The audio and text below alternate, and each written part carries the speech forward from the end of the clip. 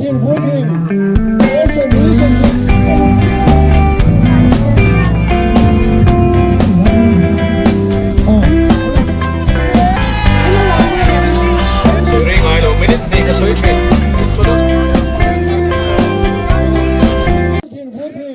voin hi ni naranang kha anilawan special aniya December lisam thum pakhat sang ni lisam ni panga aniya tura henin sakor hui tuai tlanga kanan kalve do na hei tla hi ticket lakna aniya puitling bakatan ticket cheng za aniya he poisa tling khom hi he sport timayang atori sport kan timang chu hemi ti changtlun na turtana ruam man hi anie ti ania chuan mi ven heneng mazat kan kalto a ek mazat narong kaldon bukani ta clear liam tur khanin program hi set ania Mizoram sarkar huayan tourism department le sipir waime te changkopina an hoi hot ania tlanga chawin thita atlang nim zoka stage te chairman sipir local zai thiam ho le mundang mil zai thiam claim azong te som comment chu teng chanin program light tak mai nuam tak mai kumtin abo sai tur ang chi kha ruam man na siam ania chu chu voi khat na hianin voina kan han nei chin do na chu kan han chim ve lok do na ni atop thleng kan pe do nem tu kan hello kan zel photanga a khia dang chu ole program tan ani chawa an tourism minister to AIR min tarjiu le ria he hon na la sa turin he jila sipira cultural club hote ni ngai tur ni he ho hian ni nge perform ran ti don kan hello emi zo henin klado chamte anon ti don bakin kan thia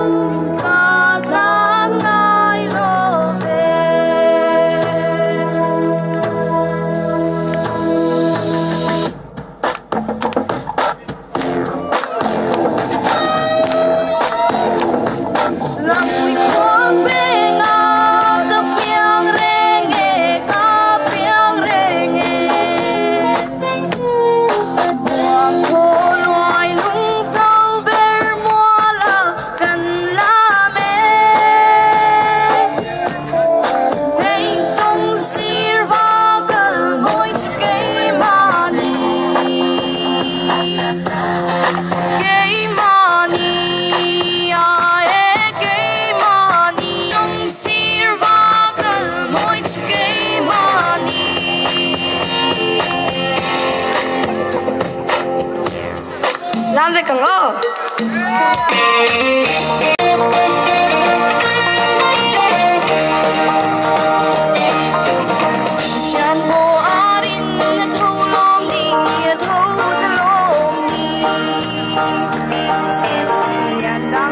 Oi,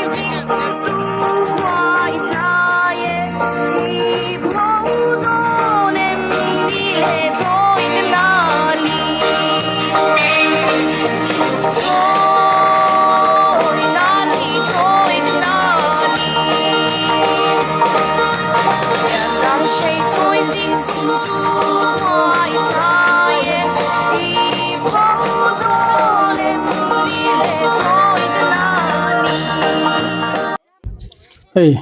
aralmin an minister kha alran interview le ri ni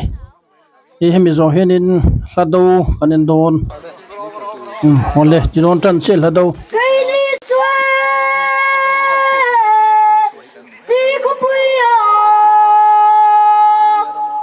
Sunset Festival kanulwana apoy pang lofon komru lam tain ne lan varwal sai burang lan varwal sai burang apoy pang lofon komru lam tain ne lan varwal sai burang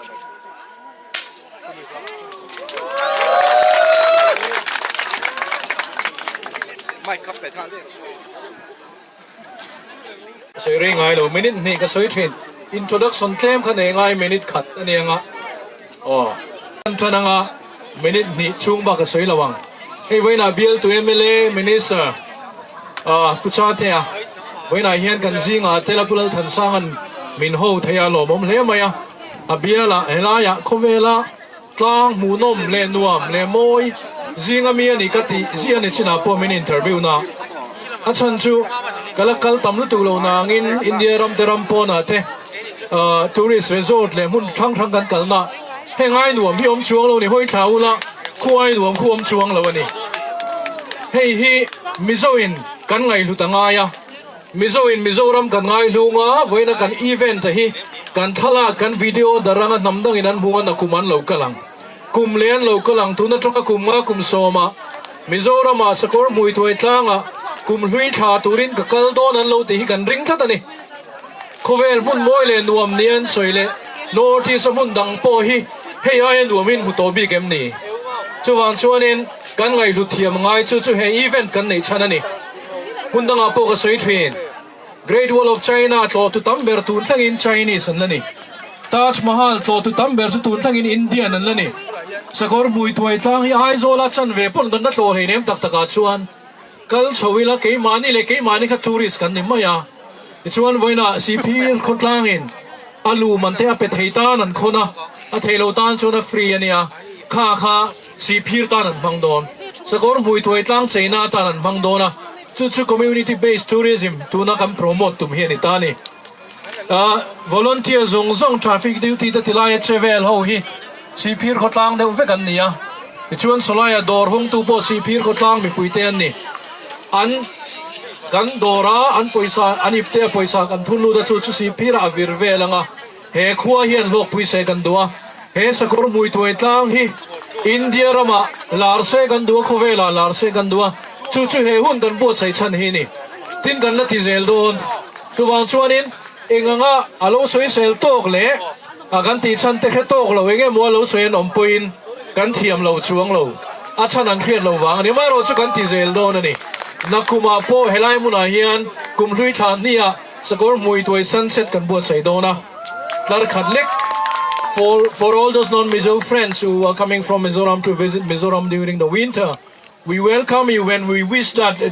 your first trip should not be the last one, and we welcome you back next year. We are going to make a grander sunset program here in the Sakor Mui Tuai. I have just said that, if you look around, any other place in the world which looks more beautiful than this place. One of the most beautiful place where you can watch the last sunset of the year. We want to sell this. We want to promote Sakor Mui Tuai Tlang in the view, not only to India, to the whole world, because God has given us this. When I hear Pathian lom thu soi la, December ni som tum pakat kum to min huai thenga pakat na, panina chon hetianga ram moi le mun nuwa min pe ni. Pathian in mal min so ma chuwang chuanin hei hi ti pun a pun ti ri chu kai mani kutani. Chuwang chuan tourist tamzok attract tour. Mi khwal tamzok hip turin kan chei moyanga chutiang tur chuan ma kan la dona. Tuna kan ruam man no mek hi atakala chan lo wain kan la puang lo kan tourism officer le thok turwal kapula no man po an puang chak to ziakin kan nei thona khulamin min pompui huna he tang hi aro pui zual zel don kam project akal mek chumi chin che chu kan soyang in zawaya chunga lom thu kan soya kumsang ni som ni le paruka kanin mule theu don ania kan lo me tu kan chak lo tu kan mai ro chu arem la wadi tu ro lakina arem mai tu ra ngai la ole tu na chuan pui kan so ve le thunga ole kan rem kan rin zat kan dia coba main music melody lama adin puito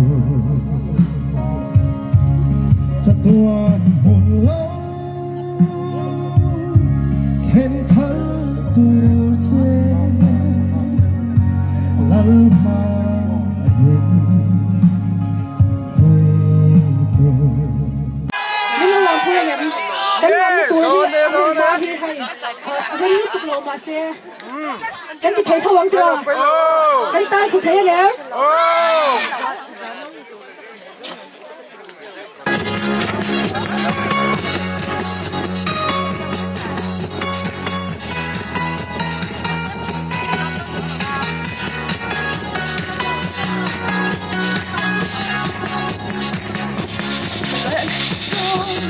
Singa hian bin mem thiam rang nom lo ka fai rua ye sa lang singa ka lung dom tu rang nom lo sui lung ha nga mai on ang chen tu san kho ta na thar le chi Layla Mana mi oi tiam to di Oi tu Don te thar sai vai turun mo Ko tum se Mara kan tiam to di song ka I hai dar la si an lo Ngay bia thu lăng song ka Adel mai mo lo lan Sui lung a lenge mai onang chen tu San kho ta na thar le chi lai la Mana mi diam khati Hom in them tu Don't you tell us my doing more alone from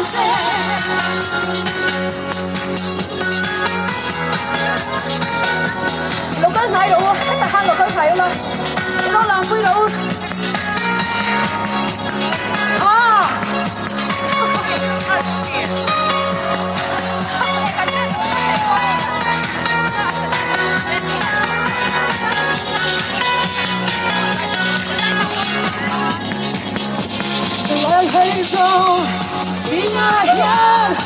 asai tele host security te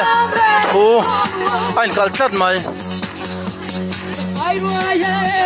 salang singa lung tung tu re lom lo Sui lung ra lenge mai onang chen tu In the siding on the arm san kho ta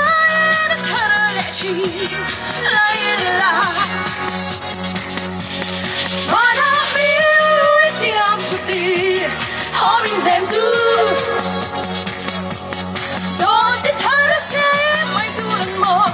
ka lo tum se ma khna Sui lung ha lenge mai onang chen tu San kho ta na thar le chi lai la Mana mi tiam tu ti hom in them tu Don't te thar se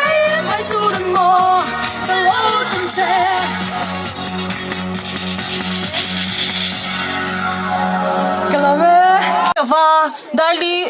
ni atlak nu ka char wan lam du po ni gula rep to don lo nia chu van choi bi zo chu top la ba ti tok o man tia ni tlak nu chang kan ti tok thei to don lo ni o chu van choi lam tur te kha heta hian ron lam tur kan khului lui don ani o ole to na chon zai turin jela rat sangi kan so manga hei siam pui ne na ron duit don ani o le an panin sti sha kan so be siam pui le jela rat sangi va dali ni atlak nu ka char wan lam du po ni gula rep to don lo nia chu van choi bi zo chu top la ba ti tok o man tia ni tlak nu chang kan ti tok thei to don lo ni o chu van choi lam tur te kha heta hian ron lam tur kan khului lui don ani o ole to na chon zai turin jela rat sangi kan so manga hei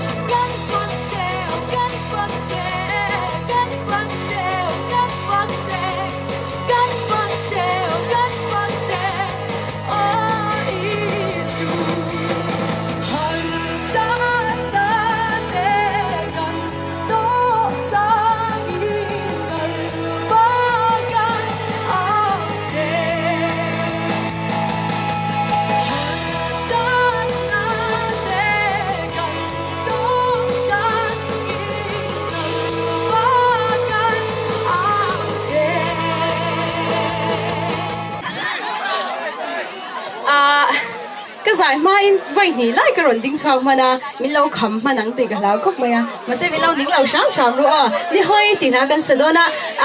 mình lâu sắp vui về đó nha thiam cha mình lâu giải vui đó nha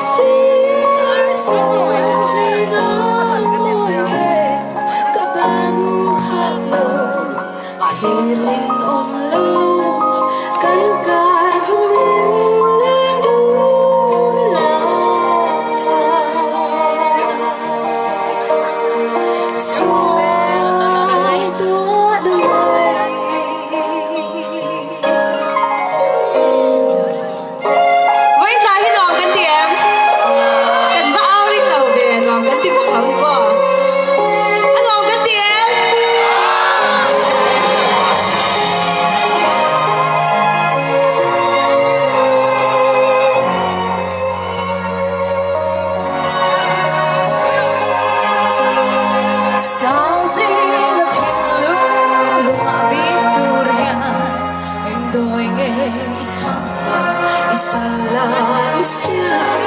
停留在我泪。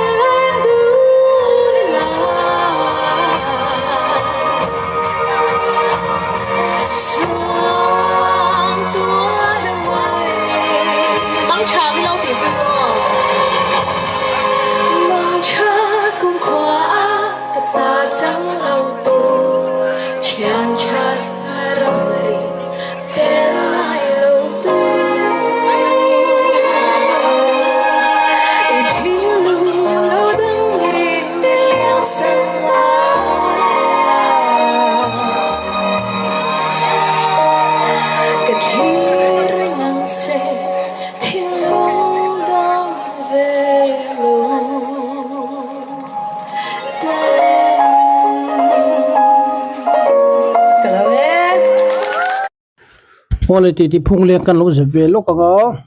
ek hi phai rama akazin ve se je thena a chu tianga tang ka experience a chon he mizoram ma ve lo hi phai rama hianin e kan mu cha ka tin phai hawin anram ve lo mizoram si khan mu chak boka chu tianga kan mu thin lo kan mu ngai lo ve ka kanin explore sak to chak ma chu kanin jin po chana pakhat aniam mizoram a chonin e traffic rules kan zom thalu tukte hon kan min ve mai lote le kan piaral la tak tak kan mu theite le borok thiang tha kan ti anon kal chan ania ngalo dor tiang chi te chu min ngai sang e mai ha hi pinan soya kenin anram plain area nuam tak tak mai kan ti de kong thui tak tak zeral thak te kan te kha munam kan ti thungam manlai kul le in the ancient history vel india ram thil khang kha chu kul te kha chu kan ne ve chi alowa khang kha yen chen munam kan ti tel bokani ti kha soi le lokani chu ole tu na chuan kan mizoram boruak thiang nom zia kha akan lokhial lo takin state than thana ke ma camera kala ka jin ve na tun hai ka jin na ho e van boruak lang thei ho karun ti langa kan lo enanga chuan kan van boruak thian nom zia kha akan lokhe tu rangai la kan van ne je kan thriang chu chu namdang pon tourist foreign tourist le local tourist pon min atlo chan san tur khan jang ti ringla hey state dang ho chu an van boruak chung hi thiang pol ke ko tlem khop pai